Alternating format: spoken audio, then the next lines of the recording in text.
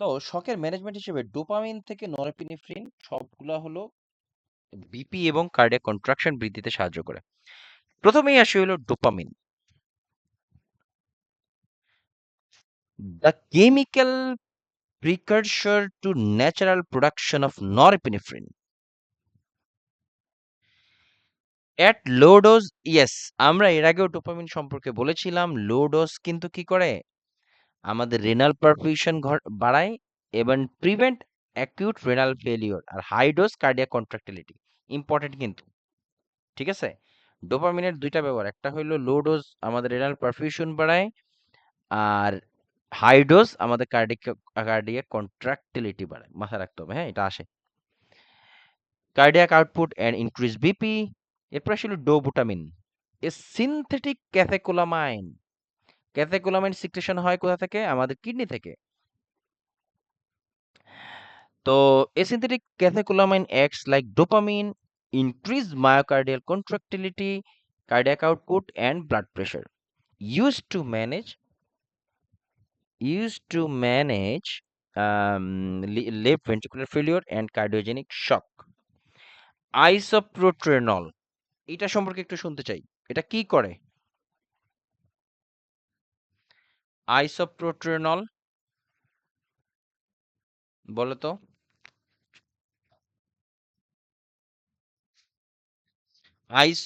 এত লেট কেন অ্যান্সার দিতে? ধাক্কা ধাক্কি হইতেছে কেন? বলো, রুনা বলো তো দেখি।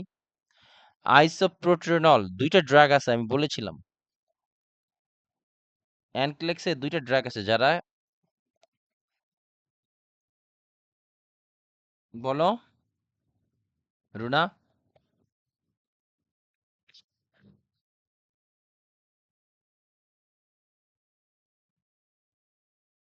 লাবণী,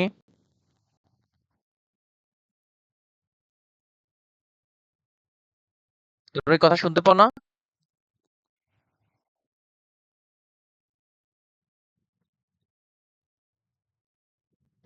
কি বলি?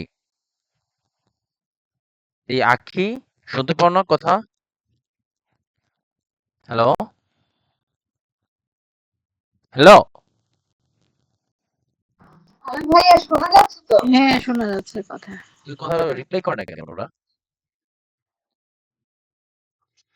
বললাম যে আইসোপ্রোট্রেনল এবং অ্যাট্রোপিন, এর আগেও বলেছিলাম আইসোপ্রোট্রেনল এবং atropine both in help to increase the heart rate. এর আগেও বলেছিলাম এটা বিটা অ্যাড্রেনার্জিক। এই beta adrenergic drug which increase myocardial contractility and decrease peripheral vascular resistance. এরা কার্ডিয়াক কন্ট্রাক্টিলিটি বাড়ায়, হার্ট রেট বাড়ায়, ইনক্লুডিং অ্যাট্রোপিন।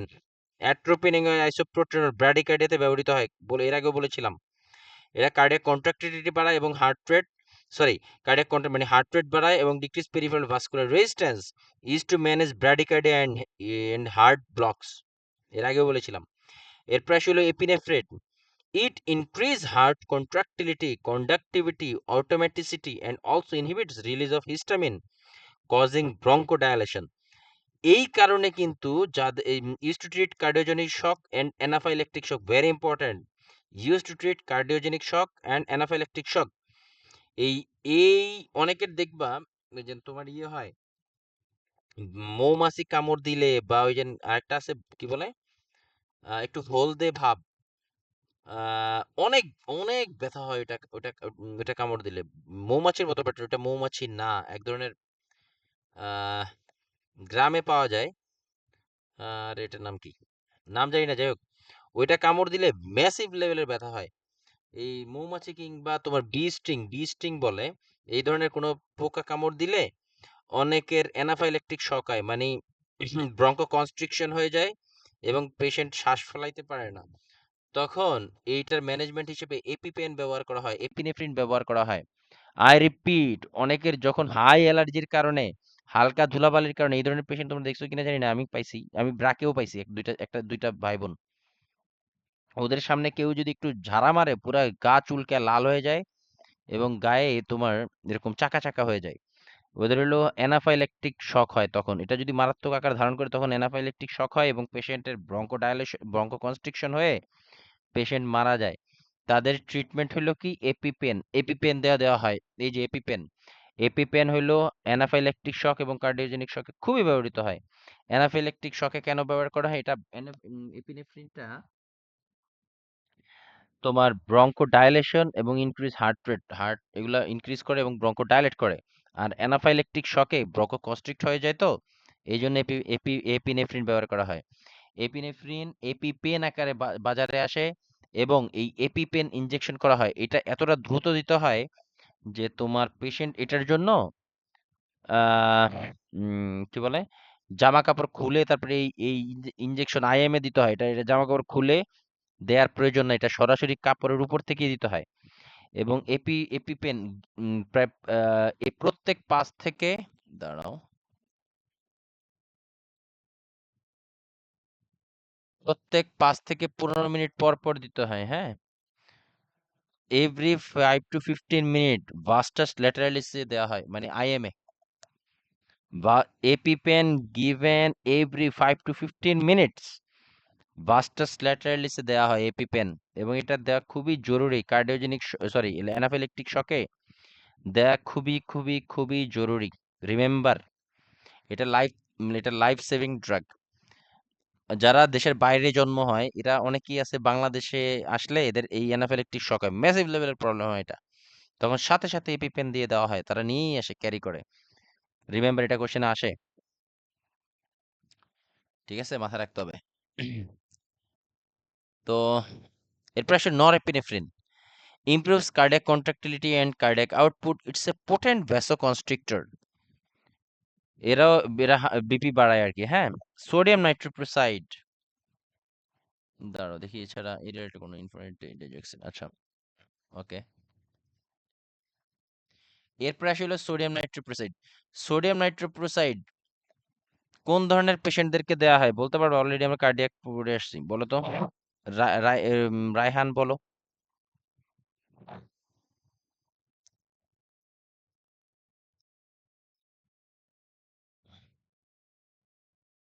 বলতে পারবা রায়হান?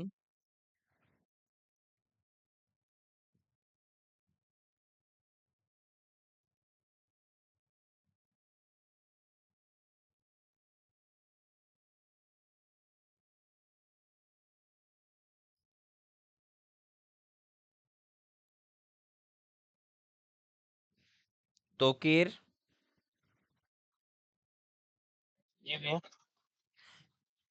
এই যে সোডিয়াম নাইট্রোপ্রোসাইড, তোমার তো জানা উচিত, সবাই না জানলেও তোমার জানা উচিত। অবশ্য সবাই কেন জানবে না, সবাই তো পড়ছে। বলো। জি ভাইয়া বলেন। Sodium nitroprusside. হুম, এটা তো ওই যে নাইট্রোগ্লিসারিন হাইপারটেনশনে দেওয়া হয়। হাই, কিসের নাইট্রোগ্লিসারিন? আশা করে তোমাকে বললাম সোডিয়াম নাইট্রোপ্রোসাইড। এটা কিন্তু খুবই পাওয়ারফুল অ্যান্টি হাইপারটেনসিভ। এটা ভেসোডাইলেশনে দেওয়া হয়। হ্যাঁ, এটা হাইপারটেনসিভ ক্রাইসিসে, ইমার্জেন্সি হাইপারটেনসিভ ক্রাইসিসে দেওয়া হয়, হ্যাঁ। হ্যাঁ, এবং ডিউটিতে ছিলাম। আচ্ছা আচ্ছা, এবং এই সোডিয়াম নাইট্রোপ্রোসাইড একটা আলাদা একটা বিষয় বলছিলাম, এটা কিভাবে সেভ করে রাখা হয়। সূর্যের আলো পেলে এটা কিন্তু তো তো ইয়ে হয়ে যায়, কি বলে, তোমার টক্সিসিটি ক্রিয়েট করে, এই জন্য অ্যালুমিনিয়াম ফয়েল দ্বারা কভার করে রাখা হয় সোডিয়াম নাইট্রোপ্রোসাইড। রিমেম্বার। তারপরে আসি হলো ডিজক্সিন। অলরেডি আমরা জানি ডিজক্সিন decrease heart rate, increase myocardial contractility and increase cardiac output. এই ডিজক্সিনের কিন্তু অনেক ইম্পর্টেন্ট একটা ব্যবহার আছে, এটা আমরা এর আগেও পড়েছি, আরেকবার একটু রিভিশনে যাই।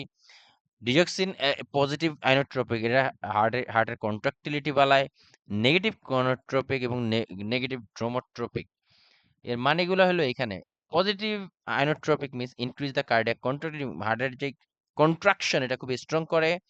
নেগেটিভ ক্রোনোট্রপিক মানে চাপটা স্ট্রং করবে বাট হার্ট রেটটা কমাবে। Negative dromotropic means cardiac conductive, decrease cardiac conductivity. Eventually কি করে এই ডিজক্সিনটা? Decrease the heart rate but make the contractions more effective with increased cardiac output. এভাবে কাজ করে, হ্যাঁ।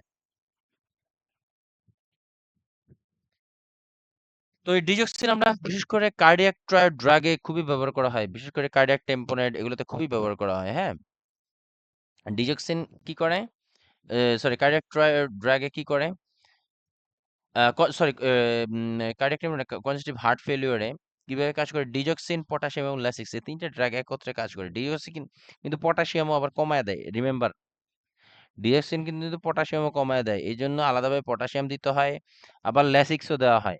ল্যাসিক এক্সট্রা ফ্লুইড যে থাকে বডিটা রিলিজ করতে, আবার ল্যাসিক্স কিন্তু পটাশিয়াম কমায় এবং ডিজক্সিনও কমায়, এই কারণে এদের সাথে আবার পটাশিয়াম আলাদাভাবে দিয়ে দেওয়া হয় যাতে ব্যালেন্স করে, যেটা কমায় সেটা যেন আবার রিপ্লেস হয়ে যায়। ডিজক্সিন এটা কিন্তু খুবই important, use to treat congestive heart failure এবং অ্যাট্রিয়াল ফিব্রিলেশন।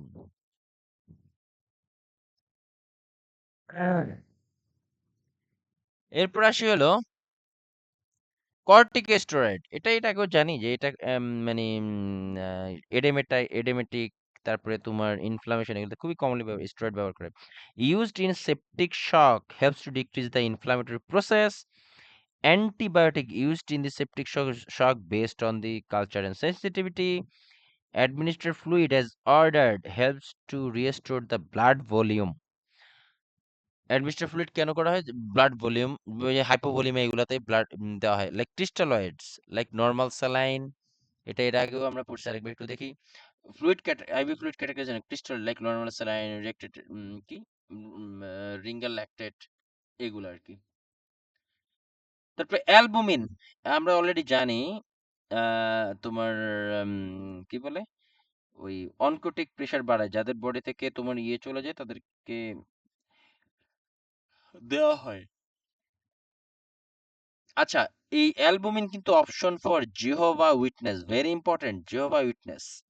আচ্ছা, জিহোভা জিহোভা না জোভা উইটনেস হবে সাউন্ডটা, এটা আসলে কি, এটা একটু দেখি, এটা আসে কোশ্চেনে, আমার লেখা আসছিল জিহোভা উইটনেস এন্ড ব্লাড ট্রান্সফিউশন। এটা হলো অনেকে বিশ্বাস করে, আমেরিকাতে কিছু সম্প্রদায় আছে, আমাদের দেশে যেমন আদিবাসী আছে না, আমেরিকাতে এরা আদিবাসী না, এরা হলো রিয়েল আমেরিকান, অনেক 400-500 বছর ধরে আমেরিকাতে থাকে তারা।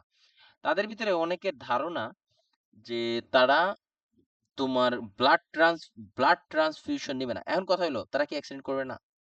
অ্যাক্সিডেন্ট তো করে।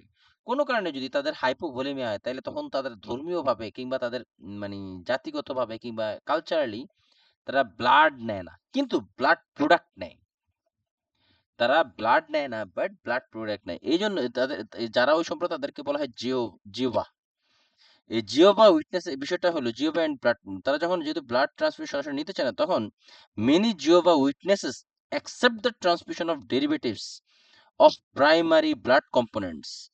মানে হলো এই জিওভা যারা আছে তারা সরাসরি ব্লাড না নিয়ে ব্লাড প্রোডাক্ট তারা নেয়।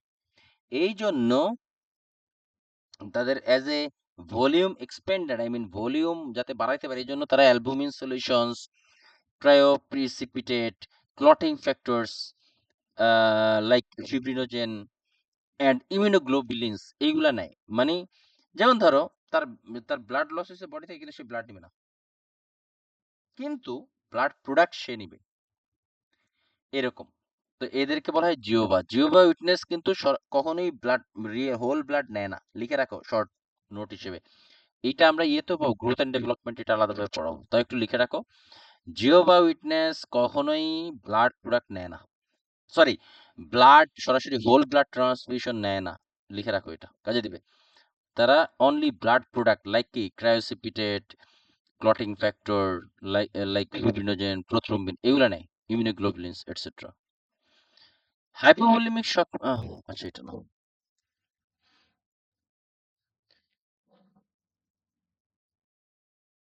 এই দেখো এই যে ব্লাড প্রোডাক্টের ভিতরে কি, তাহলে হোল ব্লাড, আচ্ছা কলেটস, অ্যালবুমিন, ডেক্সট্রান, হেমাসেল, প্লাজমানেট এটসেট্রা। ব্লাড প্রোডাক্টের ভিতরে কি হয়, জিহ্বার তাহলে কি নেই, এই যে কি বলে এই হোল হোল ব্লাড তো না, মানে packed RBC, fresh frozen plasma, এগুলা এগুলা কিন্তু অনেক স্লোলি, কোনটা স্লোলি দিতে হয় কোনটা দ্রুত র্যাপিডলি দিতে হয়, এগুলো হিসাব আছে কিন্তু। হ্যাঁ, এগুলো আমরা গ্রোথ এন্ড ডেভেলপমেন্ট চাও। তার modified Trendelenburg position, yes, modified Trendelenburg position, modified Trendelenburg position, modified Trendelenburg পজিশনে পেশেন্টের মাথা নিচের দিকে থাকবে, পা উপরের দিকে থাকবে, নাকি মাথা উপরের দিকে থাকবে, পা নিচের দিকে থাকবে? কোনটা হবে বলো তো? মাথা নিচে নাকি মাথা উপরে মডিফাইড ট্রেন্ডেলেনবার্গ পজিশনে?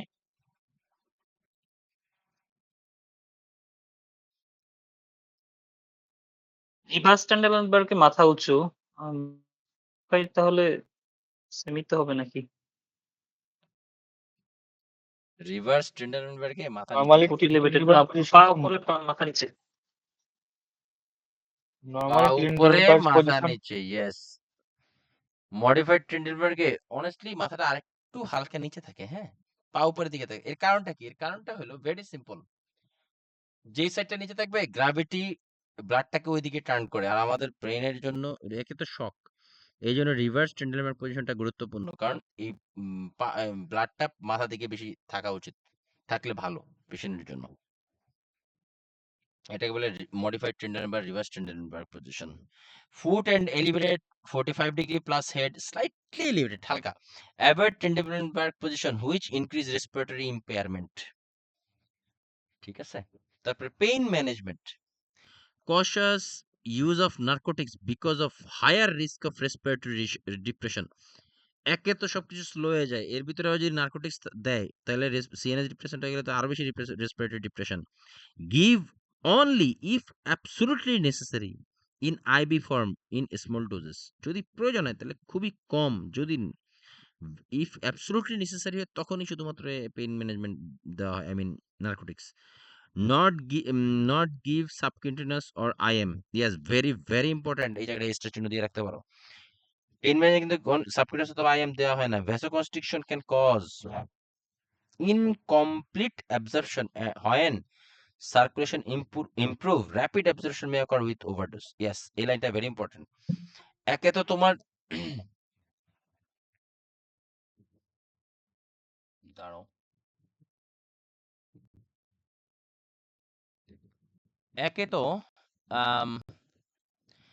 একে তো নার্কোটিক্স, মানে রেসপিরেটরি মানে সিএনএস ডিপ্রেসেন্ট, বিশেষ করে অপয়েডস গুলো, হ্যাঁ।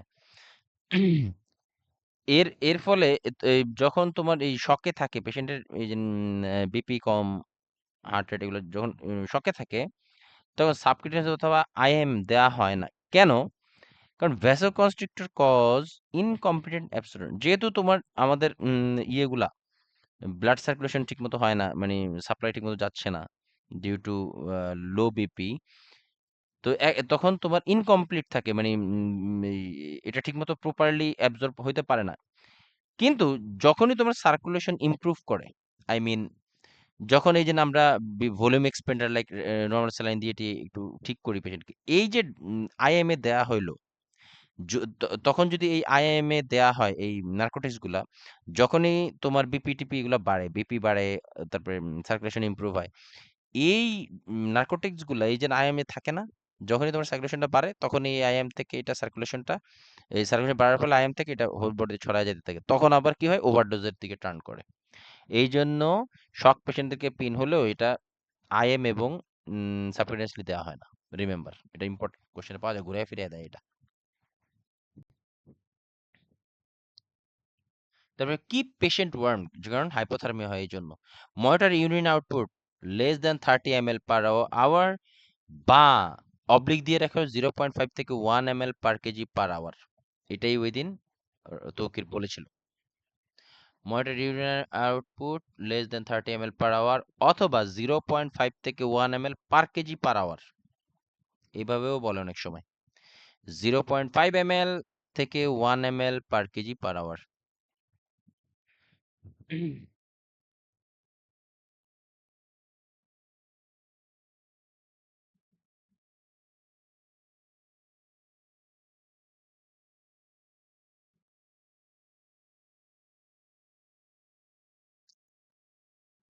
এরপর আসি হলো মাল্টিপল ট্রমা, মানে অনেক অনেক ট্রমা যখন হয়, বিভিন্ন জায়গায় হাড় যখন বোন ফ্র্যাকচার হয়। অ্যাসেসমেন্ট অ্যান্ড ইমার্জেন্সি ম্যানেজমেন্ট কি হয়? প্রথমেই আসলে airway. Do not hyperextend in a patient with suspected spinal injury. Use jaw thrust. Yes. আচ্ছা, আমার একটা প্রশ্ন, আমরা যদি কোনো পেশেন্টকে অনুমান করি যে পেশেন্টের maybe maybe spinal cord injury হয়েছে, আমরা পেশেন্টকে সবার আগে কোন পজিশনে রাখার চেষ্টা করব? কোনটা করব বলো তো? দুইটা পজিশনে কোনটা? ও, এটা তো লেখাই আছে।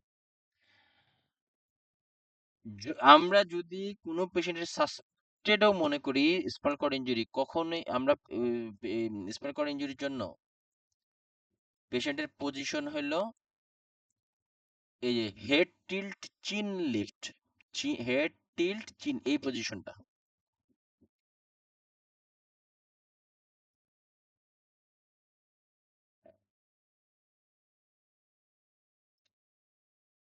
বুঝে গেছে?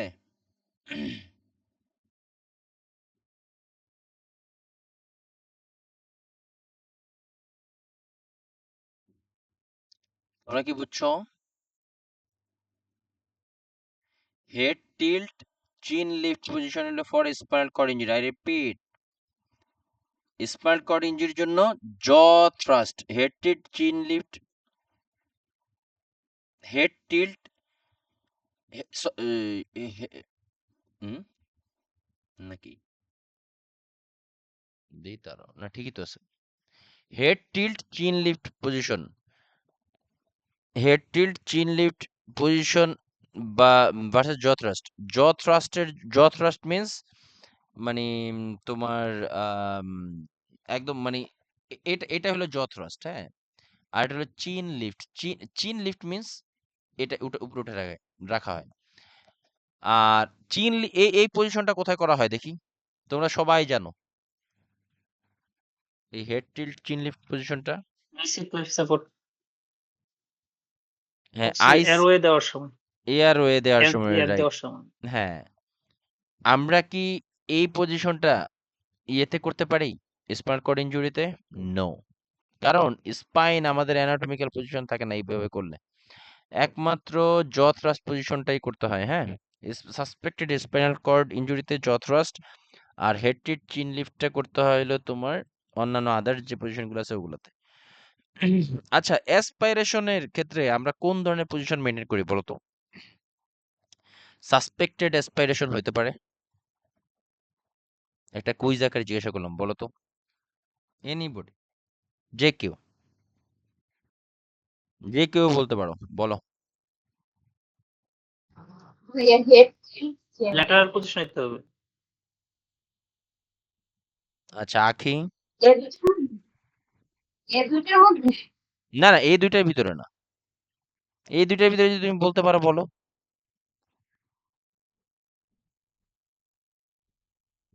পারবা অ্যাসপাইরেশন নিয়ম নিতে?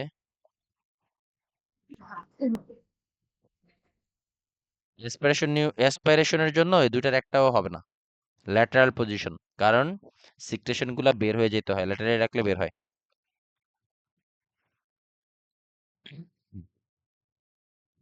আচ্ছা, যেটা বলতে চাইছিলাম, তারপর হলো অবজার্ভ ফর চেস্ট ট্রমা, কোন বুকে কোনো ইনজুরি হয়েছে কিনা, open sucking wood or flail chest. Flail chest মানে হলো chest wall go opposite. What is chest wall go opposite? এটা হলো চেস্ট ওয়াল গো অপোজিট। সাধারণত আমরা এটাকে প্যারাডক্সিক্যাল মুভমেন্টও বলে। সাধারণত আমরা শ্বাস নিলে লাংস আমাদের এক্সপেনশন হয়, আর মানে শ্বাস নিলে আমাদের লাংস,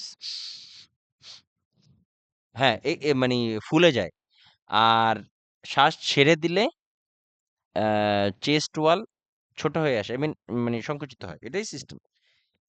আর ফ্লায়াল চেস্ট হলো জাস্ট উল্টা, শ্বাস নিলে ছোট হয়ে আসবে, আর ছেড়ে দিলে বড় হয়ে আসবে চেস্ট ওয়াল। এটা হলো ফ্লায়াল চেস্ট বা প্যারাডক্সিক্যাল মুভমেন্ট বলে এটাকে, ঠিক আছে? তো এটা কোথায় হয়? এই চেস্ট ওয়াল ইনজুরিতে। যদি চেস্ট ওয়াল কখনো এইভাবে হয় তখন এরকম হতে পারে, এটা মেডিকেল ইমার্জেন্সি। আমরা এরপরেই ইয়ে পড়বো। তারপর আসি হলো administer oxygen at 5 liter per minute unless patient has a history of COPD. কেন COPD তে এটা নিষেধ করা হয়েছে বলো তো?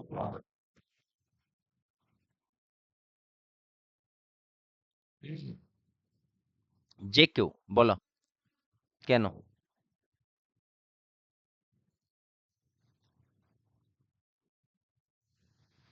কেন? এই লাইনটা লিখছে। সিওপিডিতে তো বেশি অক্সিজেন দেওয়া যাবে না, সেদিন বললেন হুম, ওটা তো আমি কোয়েশ্চেন বলছি, সলভে। সেটা তো আমি বলছি, বাট কেন? আচ্ছা, তোমরা কি এই জিনিসগুলো লিখে রাখো ক্লাসের সময়? এই ছোট ছোট যে পয়েন্টগুলো বলি, এগুলো কিন্তু সব কোশ্চেন, জানো? যেগুলো তোমার এখানে পাবা না, যেগুলো আমি বলি, এগুলো কিন্তু সবই কোশ্চেন। এগুলো প্র্যাকটিসের ফলে তোমাদেরকে আমি বলে বলে দিতে পারি, অথবা মানে বলি, এগুলা তোমরা কিন্তু কোশ্চেনে প্র্যাকটিস করার সময় তোমরা পাবা, বাট আমি বলে দিলে তো যদি তুমি মনে বুঝো অথবা মিলাইতে পারো, তাহলে কোশ্চেন প্র্যাকটিসের সময় তোমার স্কোর আরো হাই হবে, এই জন্য বলা হয়। ভাইয়া আমার একটা খাতা শেষ। হ্যাঁ, আপনি যে বলেন এগুলা লিখতে লিখতে একটা খাতা শেষ। তুমি তো ভুল করছো তাইলে, খাতায় লিখতে গেছো কেন? বইতে লিখতে হইতো তোমার, তুমি খাতায় খুঁজে মিলাইতেই পারবে না হ্যাঁ, কোনটা কোন হ্যাঁ জায়গায় বইয়ে গেছে। লিখছি। হ্যাঁ বইয়ে লিখছি, বইয়ে লিখতে হয়। আবার খাতায়ও লিখছি। আহ যেটা বলতে চাচ্ছিলাম, সিওপিডি তে হাই দেওয়া হয় না, অক্সিজেন দেওয়া হয় না, কারণ সিওপিডি একটা ক্রনিক প্রবলেম এবং বডি ওই ওই মানে লো অক্সিজেনের সাথে অ্যাডাপ্টেড হয়ে যায়। যখনই তুমি হাই দিতে যাবা, তখনই ব্রেনের মেডুলা এটাকে এক্সট্রা প্রেশার হিসেবে মনে করে উল্টাপাল্টা আচরণ করে, যেটা এখন আর এখানে বাড়াবো না, এটা অলরেডি বলে ফেলছি। একটু রেফার ব্যাক, একটু দেখে নিও। Assess for haemorrhage or shock, yes, কোনো বডির কোথাও ইন্টারনাল ব্লিডিং হচ্ছে কিনা অথবা শক হচ্ছে কিনা সেটা দেখবো। আমরা শক কিভাবে দেখবো? পেশেন্টের ওই দেখে, কি বলে, বিপি, কার্ডিয়াক আউটপুট, মানে হার্ট রেট, এগুলো দেখলে বোঝা যায়। For deep wound apply farm pressure over the wound with 3 fingers. যদি কোথাও বড় ধরনের কেটে যায়, তখন এখানে 3 আঙ্গুল দিয়ে যাতে আমরা দিয়ে ধরি এবং যাতে ব্লিডিং না হয়। Elevate the area if it is a limb. Tourniquet should be used only when all other measures have failed. হ্যাঁ, যে সাইড দিয়ে যদি কোথাও ব্লিডিং হয়, কোনো বিশেষ করে কোনো লিম্বে, সেটা উপরে উঠায় রাখতে হবে।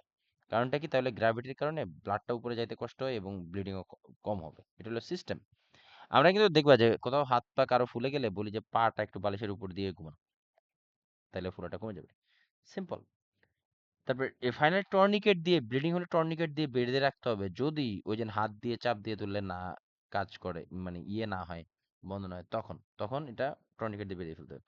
Never remove any foreign objects that is penetrating into the body, example knife. ধরো কারো পেটের ভিতরে ছুরি ঢুকাইছে কেউ, আমরা কিন্তু ওই ছুরিটা টেনে বের করে নিয়ে হসপিটালে যাব না, নো। এটা করলে ব্লিডিং আরো বেশি হবে, মোর হেমোরেজের দিকে টার্ন করবে। আমরা কি করবো? ছুরি রাখা অবস্থায় হসপিটালে নিয়ে যাব, এইভাবে করতে হবে, ঠিক আছে? এটাও কোশ্চেনে পাওয়া গেছে। Immobile is the penetrating object with packing, yes.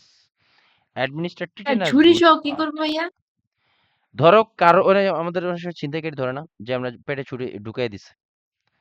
এখন আমরা যদি এরকম কাউকে পাই, কেউ যদি আমরা পাই, অথবা এরকম যদি হয় কোনো কারণে, due to any accidental injury, তার পেটে ছুরি ঢুকে গেছে, অথবা কোনো একটা মানে শার্প অবজেক্ট পেটের ভিতরে ঢুকে গেছে, অথবা পিঠের ভিতরে ঢুকে গেছে, স্প্যান করে ঢুকে গেছে, আমরা কিন্তু এটা টেনে বের করে হসপিটালে নিয়ে যাবো না, নো, এটা আমাদের কাজ না। আমাদের কাজ হলো যেটা ঢুকছে তো ঢুকছে, ওটাকে ঢুকা অবস্থায় তাকে হসপিটালে নিয়ে যাবে। এটা যদি তুমি টেনে বের করতে যাও, তার ব্লিডিং আরো বাড়বে, এটা বলছি। এবং যে সাইডে ঢুকছে ওই সাইডটা ইমমোবিলাইজ করে রাখতে হবে। অ্যাডমিনিস্ট্রেট টিটানাস বুস্টার ইফ অর্ডার, যদি টিটানাস বুস্টার দেওয়া হয় সেটা দিয়ে দিতে হবে। এবং আরেকটা হলো যে হাইপোথার্মিয়া, আহ না, এখানে একটা লাইন হচ্ছে immobilise the penetrating object with packing. এটা কি ওই পেনিট্রেটিং অবজেক্টের পাশ দিয়ে আমরা প্যাকিং করে রাখবো, মানে ওইটা হ্যাঁ, না, যেমন মানে ওটা ছুরিটা না, না উঠে তারপরে না পাশ দিয়ে। উঠে না বাঁকায়া যায়। ধরো কারো পেটের ভিতরে ঢুকছে, তোমার হাতের লাগে আরেকটু বাঁকায় গেল, তাহলে অবস্থাটা কেমন হবে? আচ্ছা আচ্ছা। বুঝছো? Police case. হসপিটালে নিয়ে ভাই কি করবে? হসপিটালের ম্যানেজমেন্ট হসপিটালে তো তুমি বাসায় দিতে পারবা না, ডায়াথার্মি আছে। তাই ভাই না? ওইখানে তো চুরিটা বের করেই করবে না? ওইখানে বের করে করলেও তো হসপিটালে তো সাপোর্ট আছে। তুমি যদি বাইরে কি করো ভাই? ব্লিডিংটা তো তুমি থামাইতে পারবা না, ম্যাসিভ ব্লিডিং হবে। আর হসপিটালে নিয়ে গেলে হসপিটাল টাইনে বের করলে ওদের এখানে স্যালাইন টাইনের বহুত কিছু আছে, সাপোর্ট আছে। বাইরে থেকে করলে আরো বেশি ইয়ে হবে। ফর এক্সাম্পল, একটা চালের বস্তার ভিতরে একটা যদি গুঁতা দাও, তোমার হাতের ওই গুঁতা দেওয়ার পরে আঙুলটা বের না করলে চাল পড়বে না, পড়লেও দুই একটা পড়বে। আর যদি তুমি আঙুলটা বের করে টেনে বের করে নিয়ে আসো, নেক্সট টাইম একটা গুঁতা দিয়ে দেখো, যদি টেনে বের করে নিয়ে আসো দেখবা চাল অনেকগুলি পড়ে গেছে, একটু অনেকগুলা পড়ে গেছে ফুটা দিয়ে। এই সিম্পল, এটা নর্মাল ফিজিক্স, এর জন্য আলাদা অনেক বেশি মাথা খাটাইতে হবে না।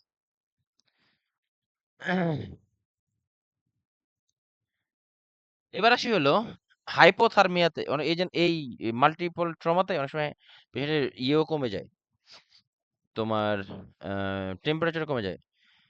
এই হাইপোথার্মিয়া হলে কি কি প্রবলেম হয়? পালমোনারি এডেমা হয়, অ্যাকিউট রেসপিরেটরি ডিস্ট্রেস সিনড্রোম হয়, ব্রঙ্কোস্পাজম হয়, ventricular fibrillation. As the temperature decrease, the cold myocardium becomes extremely irritable. আচ্ছা, এটা থেকেও বেশি গুরুত্ব হলো হাইপোথার্মিয়া হলে আমরা পেশেন্টকে কিভাবে রিওয়ার্মিং করি, পেশেন্টের গা আবার কিভাবে গরম করে দিই। যদিও আমরা অনেকভাবে গরম করি, কি বলে, জামা কাপড় পরে, বিশেষ কম্বলের নিচে ঢুকে, তারপরে তোমার ওয়াটার ইমার্শন মানে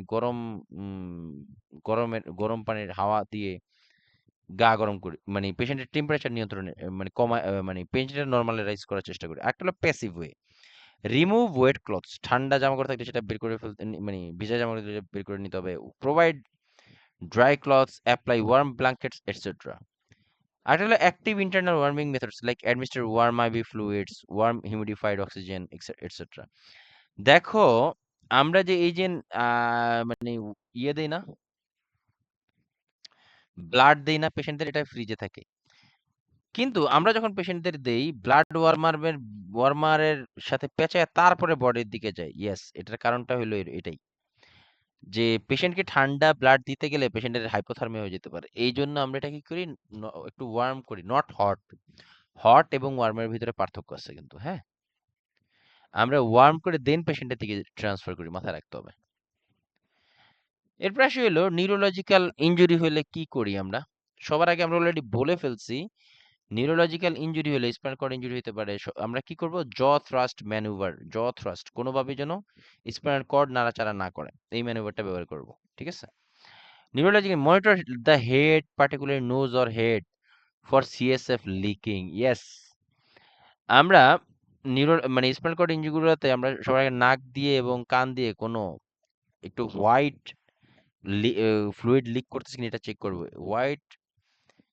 এই লিক হইলে, হোয়াইট ডিসচার্জ হইলে কিন্তু সিএসএফ ধরে নেওয়া হয়। Important, very important. Monitor level of consciousness, monitor for signs of increase intracranial pressure, first change occurs in level of consciousness.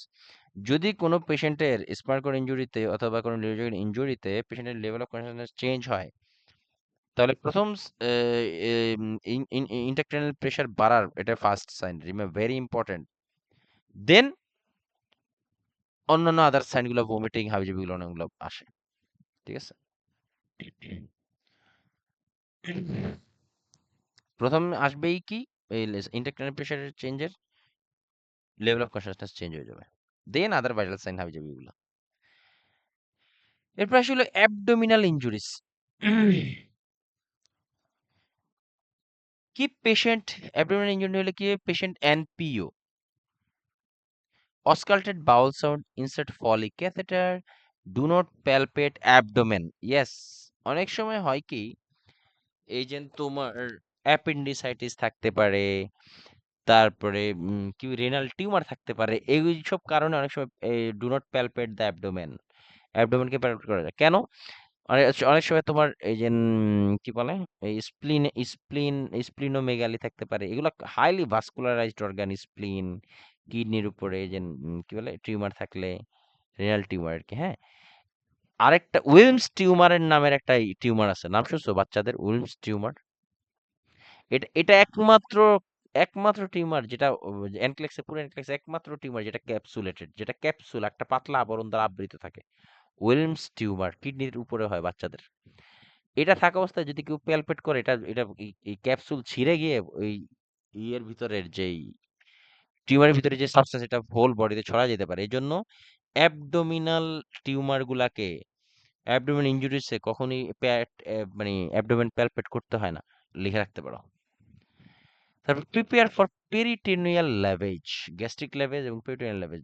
এই যেন তোমার এই পেরিটোনিয়াল ইয়েতে বিশেষ করে ওই যে থার্ড স্পেস যেটা বলি আমরা, এই ইন্টেস্টাইনের আশেপাশের অংশগুলা এখানে এসে অনেক সময় ব্লিডিং এসে জমা হয়ে যায়। এই জন্য অ্যাবডোমেন ইনজুরিজ গুলাতে পেরিটোনিয়াল ল্যাভেজের ব্যবস্থা করতে হবে। আই মিন আর কাইন্ড অফ হ্যাঞ্জি টিউবের মতো ব্যবস্থা করতে হবে, যাতে অ্যাবডোমিনাল ওই পেরিটোনিয়াল এরিয়াতে কিছু থাকলে ওগুলো বের হয়ে আসে।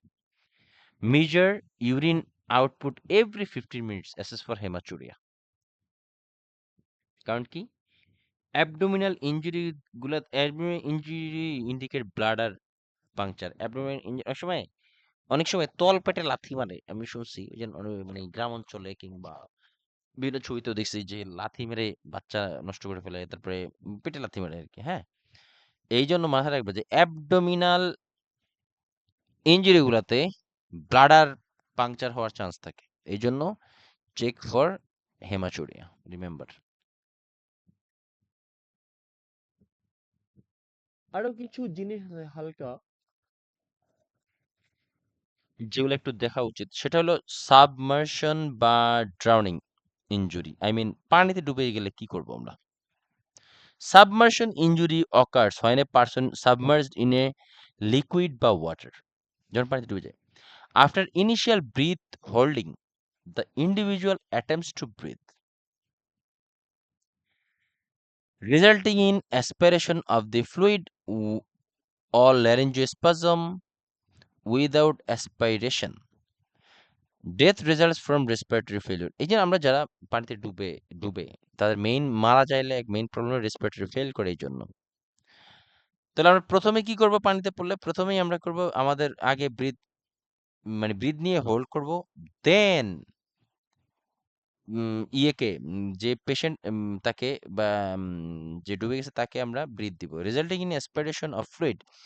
হয় কি, এই পানির ভিতরে যখন মানে ডুবে যায় পেশেন্ট, মানে পেশেন্ট তো না, মানে পার্সন, দেন পানিটা কি করে সরাসরি লাংসে গিয়ে লাংস একদম আটকায় দেয়, এবং ল্যারিঞ্জোস্পাজম উইথ, আবার ল্যারিঞ্জোস্পাজম আটকে, কিন্তু তখন মানে মেইন প্রবলেম হইলো পানিটা পেটে না গিয়ে লাংসের মানে ওই অ্যাসপিরেশন হয়, মানে লাংসের দিকে চলে যায়, তখন লাংস একদম একদম কলাপস হয়ে যায়, পানিতে ভরপুর হয়ে যায়। আমরা এই জন্য দেখবা পেশেন্টকে উঠানোর পরে পেটে চাপ দিলে পানিটা বাইরে, এই পানিটা কোত্থেকে আসে? সেটা হইলো মূলত আসে হইলো এই লাংস থেকে, লাংসের ভিতরে এক্সট্রা পানি এসে জমা হয়, ওই পানিটা চাপ দিলে তখন ফুটু দিয়ে তারপর যখন চাপ দেয় না, তখনই তোমার এই পানিটায় মুখ দিয়ে বের হয়ে আসে, কাশি দেয় এই কারণে। ডেথ রেজাল্টস এবং মারা যায় মূলত রেসপিরেটরি ফেলিওরের কারণে। 6 আওয়ার্স অবজারভেশন ইজ রিকমেন্ডেড, 6 ঘন্টা পর্যন্ত অবজার্ভ করে রাখা, the critical period during which respiratory complications may occur. এই ছিল আমাদের